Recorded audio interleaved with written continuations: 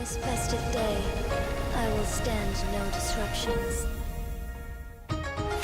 Hello everyone, BeNatural here, and welcome back to another WuWa video. The 1.1 Thaw of Eons patch just released, which means we absolutely need to do a deep dive into Jinhsi's kit. Today, I'll be covering her pros and cons, along with explaining her standard kit, rotation, build, and recommended teammates. There's a ton of stuff I want to talk about, so this video will likely be longer than the others. Feel free to use the timeline to skip to whatever section you feel is relevant to you, but I highly recommend the easy rotation section for players of all skill levels, and especially for those that are concerned about her difficulty. So, without further ado, let's jump right in. Jinhsi is a powerful burst damage dealer that deals the majority of her damage towards the end of her rotation. She has 3 states: Basic, Incarnation, and Ordination Glow. She can enter a state by performing certain actions, and depending on which state she's in, she has access to different attacks and skills.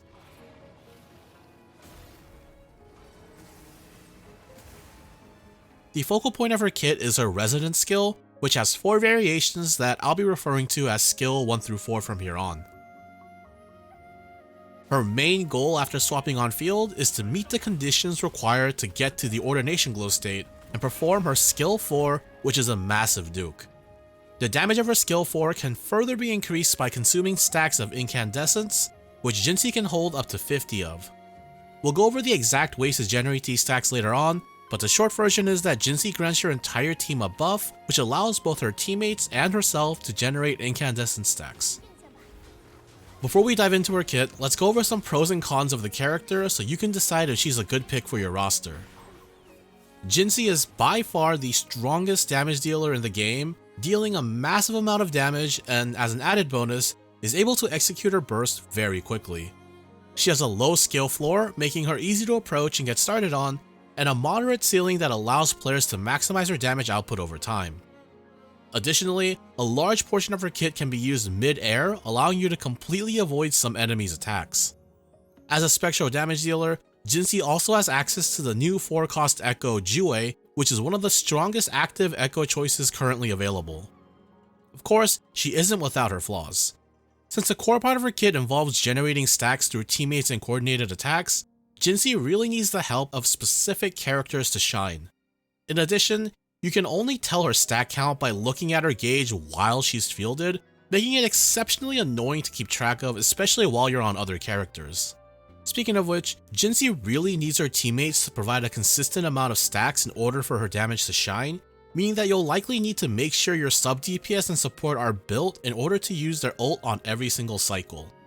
Also, although not overly difficult to execute, her rotation really wants to start with her intro, and without it, she can really struggle to get her rotation off the ground.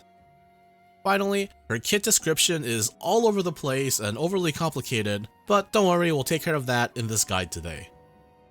Personally, I think her low skill floor is perfect for players looking for an easy to approach DPS and want to grow with the character. She's also a perfect fit for meta chasers or players that like big numbers, as she is currently both the highest DPS and the hardest hitting character in the game. I'd recommend staying away from her if the idea of setting up her teammates and executing the same rotation repeatedly sounds like a chore to you. As I mentioned earlier, Jinhsi's kit is kind of all over the place as far as descriptions go, so we're gonna go ahead and break it down in a way that's easier to digest. Jinhsi's basic attacks are pretty run-of-the-mill with not much worth noting. Our basic attack combo is a standard 4-part combo with average damage. Holding down our basic attack will perform her heavy, which is a 3-part spinning slash. Using basic attack midair performs a standard plunging attack. As with all characters, you can follow a dodge with a basic attack to do her dodge counter, and doing so will allow you to start from part 3 of your basic attack chain. Jinhsi's skill has 4 variations, each becoming active based on varying conditions and which state she's currently in. Because you need to go through her various states to activate all her skills, I'll also be explaining how to transition to the next state as well. In her base state, she has access to skills 1 and 2. By default, using Jinhsi's skill while in her base form will activate skill 1.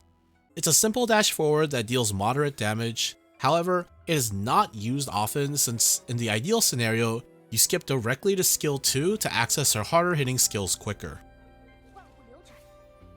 Following her 4th basic attack or intro skill, Jinhsi gains access to her skill 2. Because the activation conditions of skill 2 are relatively easy to achieve, the beginning of a rotation will almost always be intro skill into skill 2. In addition, using her skill 2 will put Jinhsi in her incarnation state for 10 seconds. While in incarnation, Jinhsi gains access to the incarnation version of her basic attacks, as well as her skill 3. Note that basically every incarnation action can be used mid-air, including the basic attacks. Since skill 3 does not change her state at all, it's an optional skill to use during her rotation. The decision can be made based on various factors like buff time remaining, stack generation, and so on, but you can completely skip skill 3 if you want. Really important to note here that the basic attack chain during incarnation never resets, meaning you can dodge, reposition, or perform any other action in between basic attacks as long as you perform the 4th basic attack before the 10 seconds of incarnation ends. Performing her incarnation basic attack 4 will elevate her to her final state, Ordination Glow. Once in her Ordination Glow state, your basic attacks become incarnation heavy attacks and you gain access to skill 4. It's fine to use some basics here if you want, but keep in mind that Ordination Glow only lasts for 5 seconds, so it's imperative that you use your skill 4 before it ends. Once you use skill 4, it'll activate a short cutscene, followed by a massive amount of damage that increases even more based on how many incandescent stacks you have. For 5 seconds after you cast skill 4, Jinhsi will gain a buff which immediately allows her to use her outro skill for free, even if her concerto gauge is not full.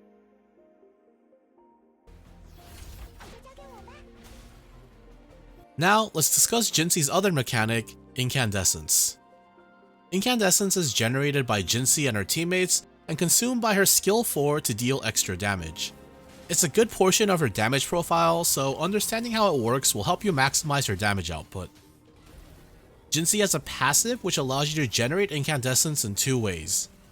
The first grants 1 stack when dealing damage with any character. Damage of the same element can trigger this effect once every 3 seconds.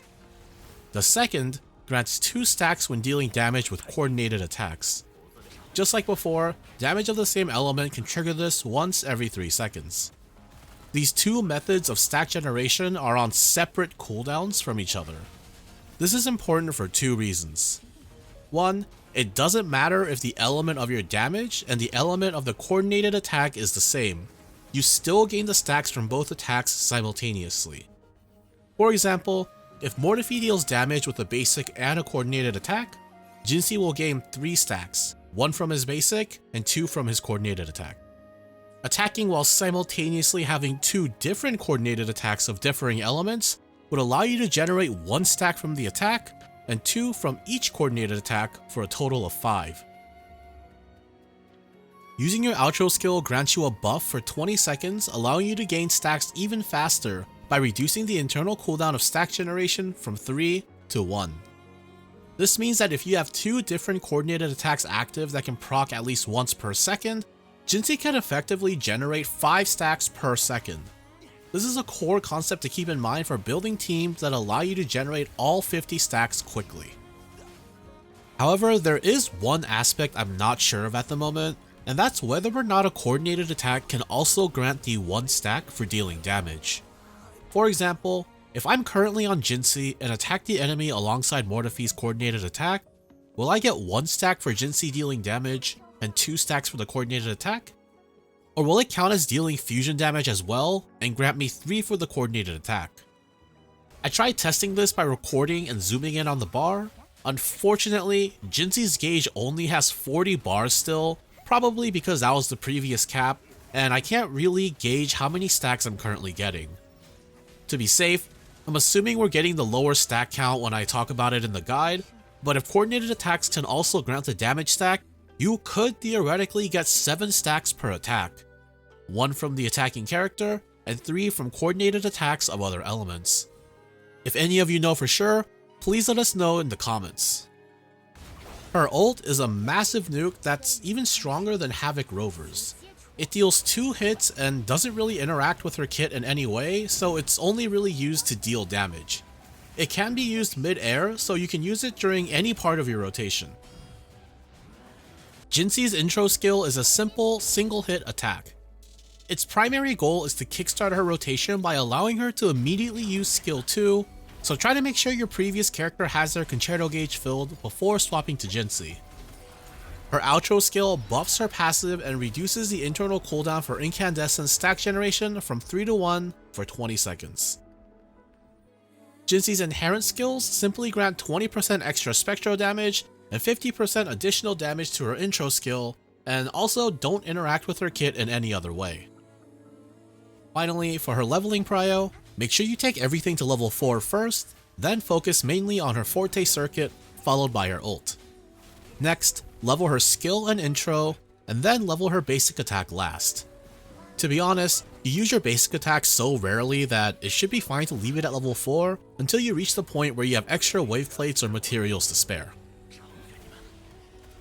Jinhsi's sequences are decent, with real big boosts to her damage occurring at S3, 5, and 6. Her S1 grants an impressive 80% damage boost to her skill 4. Although it sounds crazy, based on the numbers I've seen, it likely only increases the damage of her Luminous Epiphany itself, and not the incandescent stack multiplier.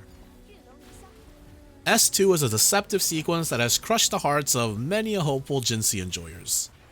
It grants Jinhsi her full 50 stacks of incandescence when out of combat for more than 4 seconds. The wording might have you believe that swapping off Jinhsi for 4 seconds will grant her 50 stacks of incandescence, but unfortunately this isn't the case. Out of combat in this scenario means that your entire team is no longer engaged in combat, meaning this sequence is primarily aimed at allowing you to start with 50 stacks rather than generating it for you mid-combat. This should net you around a 4% damage increase overall, and decreases in value the longer the fight is. S3 grants Jinhsi a 25% attack buff stacking twice for 20 seconds upon using her intro skill. Those using a coordinated attack team should be able to use her intro frequently enough to refresh this buff and permanently maintain the 50% attack buff. Assuming you're able to do this, her S3 grants about a 19% increase in her overall damage output, and if you're only able to maintain a single stack, this drops to about 10%. However, since you'll never start with 2 stacks of the buff, the expected damage increase is probably closer to 16 and 7% respectively. Keep in mind that these calculations are done assuming that you have substats with minimum rolls, so if you have higher attack rolls on your substats, the damage increase will further drop. As with many other characters, her S4 is a team-wide damage buff. In Jinhsi's case, it grants a 20% all-element damage bonus for 20 seconds upon using her ult or skill 4, and personally grants her about a 9% overall damage increase. However, it is worth noting that the actual value of this buff is much higher, especially if you're running with a damage-focused sub-DPS like Yinlin or Mortefi. Although Jinhsi is primarily a skill damage dealer, her ult is a significant portion of her damage profile, and her S5 increases its damage by a staggering 120%, which increases her overall damage output by about 18%. Finally, her S6 increases the damage multiplier of her Luminous Epiphany by 45%, and then further increases the damage multiplier per stack of incandescence by 45% as well. This was nerfed from her test version, which granted a 71% increase per stack, but even after nerfs, her S6 is a strong sequence. It bumps up the damage of her 50 stack skill 4 from an already insane 2905% at S5 to a mind-boggling 4989% at S6. Overall, it should increase her damage output by about 24%, and since the entire strength of this sequence is packed into her skill 4, it's easy to line it up with your team's buff windows. Because of the nature of her incandescent stack generation, let's talk about her teammates before we move on to her rotations. There are 2 things to consider when picking teammates for Jinhsi. 1, most of her damage comes from skill damage, and 2, coordinated attackers can greatly reduce the amount of time it takes for her to gain stacks. To avoid confusion, when talking about stack generation of characters for this section, it'll be with the assumption that she has her outro skill active. The only character in the game with skill damage amp is Tauchi, who offers a 38% amp for 14 seconds with her outro. Unfortunately, she suffers from slow concerto generation, which is a problem since you need to use your outro to trigger the damage amp buff, as well as the Moonlit Cloud set. Using the concerto generating weapon Discord can help remedy this to a degree, but even so, Taochi will need to spend a bit more field time than some other characters. As far as coordinated attackers go, Yinlin, Mortefi, and Yuanwu are all excellent choices for sub DPS options, and luckily for us, both of the meta supports Verena and Baizi also provide coordinated attacks. The three sub DPS options all meet the base requirements to perform a coordinated attack once per second, and the difference is mainly their damage dealt. Okay, technically Yuanwu is every 1.2 seconds, but close enough. As a limited banner unit, Yinlin naturally deals the most damage of the three, and her kit allows you to swap cancel during her skill 2 or enhanced heavy to generate more stacks of incandescence. The 18-second duration on her coordinated attack allows you to have very high uptime for smooth stack generation. In addition, she grants 25% liberation damage amp, which is noticeable with Jinhsi's hard-hitting ult. Mortefi performs similarly, albeit with slightly less damage. His coordinated attacks come from his ult and last 10 seconds, making it good for 20 stacks, which is usually enough. Fortunately, his S4 increases this duration to 17 seconds, making it much closer to Yinlin's uptime and makes stack generation much easier. In addition, those that eventually get his S6 will be able to enjoy a 20% team-wide attack buff for 20 seconds, further cementing his spot as one of the best sub DPS options. Those that don't have Yinlin or Mortefi should definitely consider Yuanwu as an option for Jinhsi. His coordinated attack can trigger once every 1.2 seconds, and is easy to maintain since it comes from his low cooldown skill. Yuanwu also deals a tremendous amount of vibration damage, the white bar under the enemy's HP bar, which can grant Jinhsi more uninterrupted DPS windows. Unfortunately, Yuanwu suffers from a similar issue to Taochi and has trouble generating his concerto energy quickly. To offset this, you can use Mercado to help with the concerto generation, but will likely need to field him slightly longer or go for an outro every 2 cycles. Verena is currently, and also likely well into the future, the premier support option for Jinhsi, offering a 100% uptime, 15% damage amp, 20% attack buff, and coordinated attacks. Even though she's also a Spectra unit, the coordinated attacks from her ult alone will grant 20 plus stacks. In addition, S4 Verena players get an extra 15% Spectral damage buff, and S6 enjoyers will get to have even more stack generation with the additional coordinated attacks on her heavy and mid-air attacks. Those that have committed Verena to another team can take Baizi to lesser effect. With the addition of her coordinated attacks from her ult, Baizi can generate 12 to 18 stacks easily based on how long you field her. The coordinated attacks alone generate 8 stacks, and for those that have her S4, this increases to 12. Her attacks only proc once every 2.5 seconds, so Baizi users should use her immediately following Jinhsi so that there's enough time for all of the attacks to hit. A somewhat underrated support option for Jinhsi is Spectral Rover.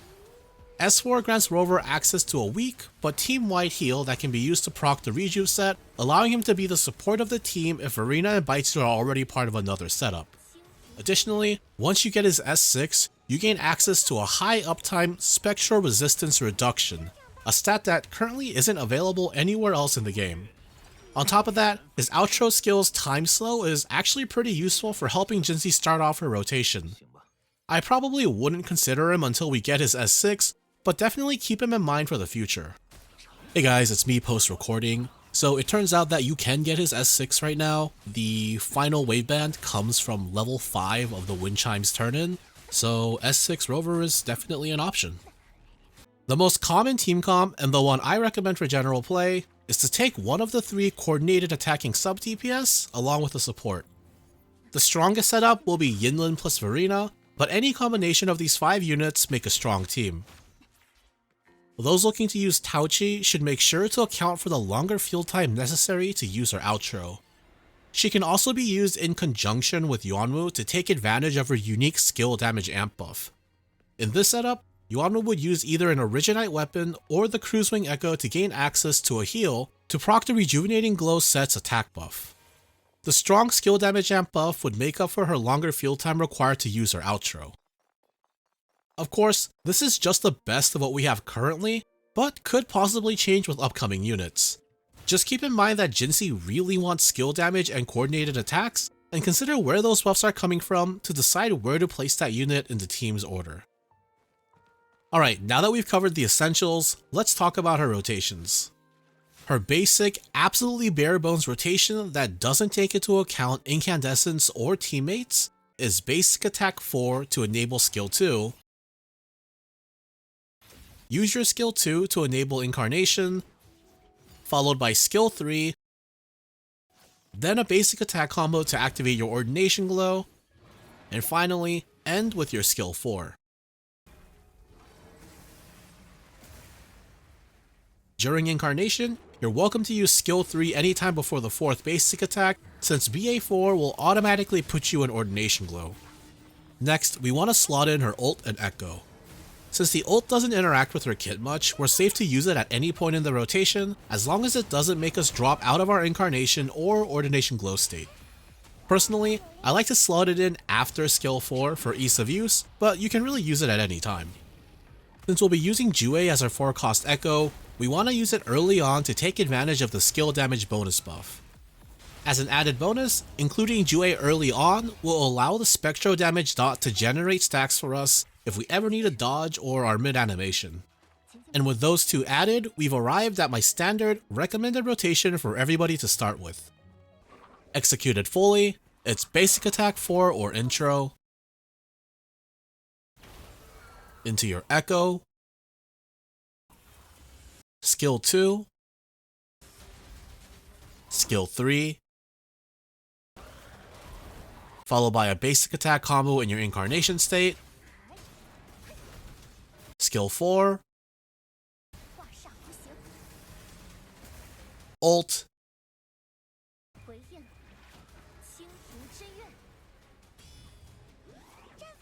and then end with outro. You can make adjustments from here depending on your teammates and the combat situation. For example, if you find you need a few extra stacks, you could stall for time by adding a slight pause between basic attacks during your incarnation state. Since WuWa will be dealing damage in the background, you'll still be generating stacks even while just floating in the air. Additionally, you could also include some incarnation heavy attacks after entering ordination glow.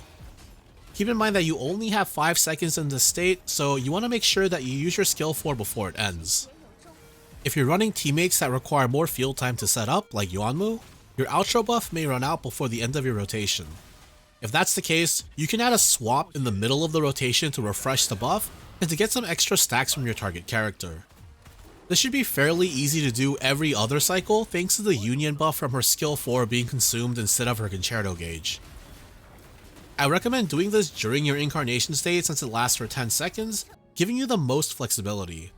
In addition, the intro skill of the character you're swapping to will generate concerto gauge, so I recommend swapping to the character that needs it most. Make sure to swap back quickly so you don't lose your incarnation buff. However, keep in mind that swapping mid-rotation means you will lose your previous character's outro, set, and echo buffs, so make sure you weigh those benefits before doing this. Personally, I don't recommend doing this unless you've constructed a very specific team comp built around it.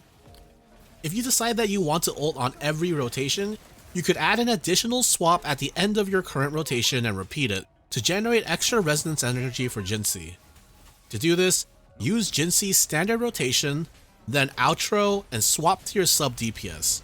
In this example, let's say Mortifi. Then use his standard rotation, but not his ult, since the goal here isn't to generate stacks. Once the concerto gauge is full, swap back to Jinhsi and go through her rotation. After you use her skill 4, swap to your support and continue on through your team cycle. This rotation has the added benefit of generating extra resonance energy for your sub DPS, and also guarantees that you'll have your ult for every single cycle. However, it's also perfectly acceptable to simply ult on every other cycle instead, so pick whatever feels more comfortable for you. Personally, I don't like the pain in the ass of having to do an extra, low damage swap back and forth, plus I like keeping it simple so I don't bother with this rotation. keeping a shorter rotation allows you to use more 50 stack skill 4s, and I just ult on every other cycle. However, if you have Jinhsi S5, I highly recommend getting used to doing this as it'll be a big boost to your overall damage output. If keeping track of everything sounds like a pain in the ass, don't worry cause I'm about to greatly reduce the amount of brain power required to execute her rotation. Once you use your Echo, you can effectively just spam basic attack and skill non-stop and it'll basically execute the entire rotation and use skill 4 for you, and you just have to ult or swap characters after the animation ends. Seriously, it's that easy. The difference between manually inputting everything you want to do and spamming is basically nil. Unlike most main DPSers, Jinhsi can start off the team cycle in order to activate her outro skill. The rest of the order depends on her teammates, but generally speaking, it'll go Jinhsi, the Reju set user, then the Moonlit Cloud set user. This way, all the buffs will be stacked and ready when you swap to Jinhsi for her full rotation. An example using Mortifi and Verena would be to start on Jinhsi, use her rotation, then swap to Verena with Jinhsi's outro. Next, use Verena's ult and go through her rotation, which should grant about 10 to 15 stacks from dealing standard spectro damage and her coordinated attacks. Follow by using her outro to swap to Mortifi, use his ult, and go through his standard rotation, which should grant another 10 to 16 stacks depending on how quickly you can fill your Concerto gauge. Once full, use your Heron Echo and animation cancel with your outro to swap to Jinhsi. At this point, you'll have around 25 stacks of incandescence and have both Verena and Mortifi's coordinated attacks active, although probably only a few seconds left on Verena's. Upon swapping to Jinhsi, you'll go through her standard rotation, and for the first few seconds, you'll be generating 5 stacks per second thanks to having 2 different elemental coordinated attacks alongside the ones generated from the spectro damage. You'll likely have 50 stacks by the end of your Incarnation State's basic attack combo right before your skill 4. Of course, this is just one example team comp and cycle, and depending on the units you use, you'll have to experiment and test for yourself to see how long it takes to get your full stacks. Another thing to consider is that depending on how long it would take for you to get all 50 stacks, it may not even be worth going for a full 50 stack skill 4 every time, and instead focus on faster cycles to get off more skill 4s. This is of course dependent on your team comp, and S6 Jinhsi users are strongly advised to go for the full 50 stacks every time. Now that we've covered her entire kit and rotation, here are a few tips and tricks from me that may help you in your journey. Jinhsi can feel really overwhelming and complex at the start, which brings me to my first tip. Don't hyperfixate on incandescent stacks or team cycles at the start. Take it one step at a time, especially while learning, and focus on getting comfortable with the standard rotation. Then, over time, slowly add extra components like the extra swap rotation, lining up buffs, and prepping stacks. Speaking of which, when you get to the point where you're trying to be consistent with your stacks, focus more on executing the correct number of actions on each character, rather than trying to figure out exactly how many stacks you have at any given time. If your stack count is full during your Incarnation state, you can actually animation cancel your basic attack 4 by using your skill 4 immediately after. The animation and damage of your BA4 will still happen during the cutscene and is strictly a DPS increase. To similar effect, you can use your skill 3 to animation cancel your Incarnation basic attack 3. However, this one will stop the animation and is primarily used to speed through the rotation when needed. You can use the grappling hook before using your skill 2 to gain even more height while executing your combo. This can help you avoid ground attacks and most melee enemies and can be a really good way to safely execute your rotation. Just keep in mind that if you go too high, you'll likely miss some of your attacks. When you farm for Jinhsi's 4-cost Echo Jue, remember that you can lower the difficulty by 2 stages, which greatly reduces the boss's HP and speeds up your farming.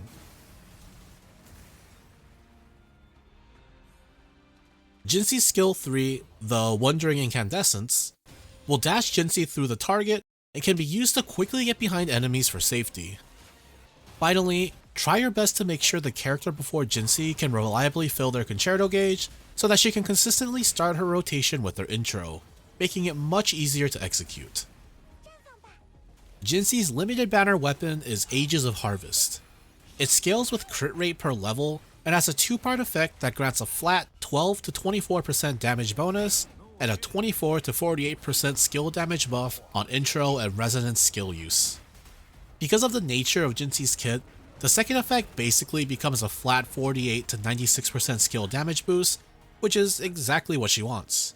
Due to the tremendous amount of crit rate and bonus skill damage percentage, Ages of Harvest is leagues above any other Broadblade in terms of damage for Jinhsi.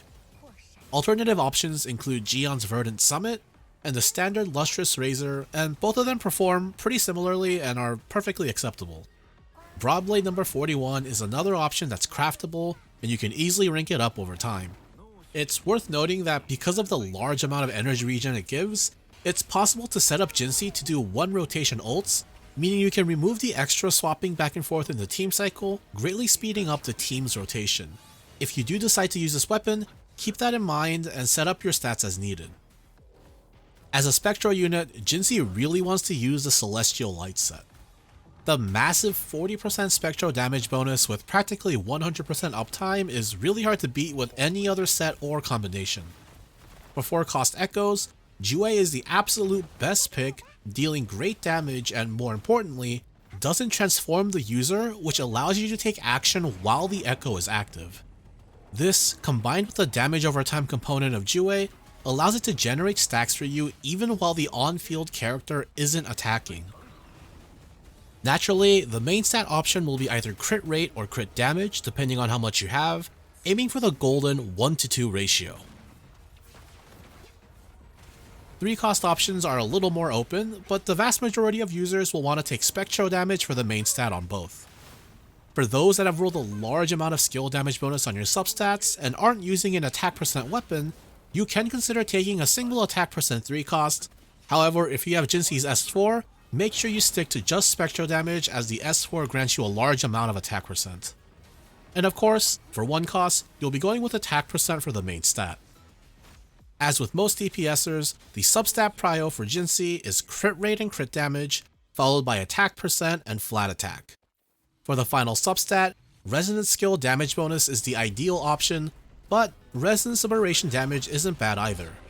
For energy regeneration, Jinhsi really doesn't need much for her base rotation, and if you want to aim for 1 cycle ults, you'll likely need around 40% or more, but the specific number depends on your rotation and team cycles. And that's everything I know about Jinhsi. If you've made it this far, congratulations, you're now certified to start blasting. I hope you guys enjoyed playing her, and if this guide is helpful, make sure you subscribe so you can see more of my content. Thanks for watching, and let me know in the comments what your team comp for Jinhsi is. Of course, if you have any questions, feel free to ask in the comments, and as always, have fun and good luck with your pulls.